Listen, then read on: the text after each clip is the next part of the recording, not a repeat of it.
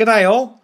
Today's quick tip on AOSP migrations is that you may have some Intune entries there lying around. So there may be Android Device Administrator. So when I go into my devices, into Android, I can quickly search by OS. And I can see I've got some mainly AOSP devices. However, I've got some device administrator. Now I may know that I have migrated all my devices. They are there. So with this button up here, bulk device actions, you can quickly select an OS, select your method or what you want to do, and then you can add users to this. And it'll show you how many devices you've got. You can then select and then hit next and then create this task.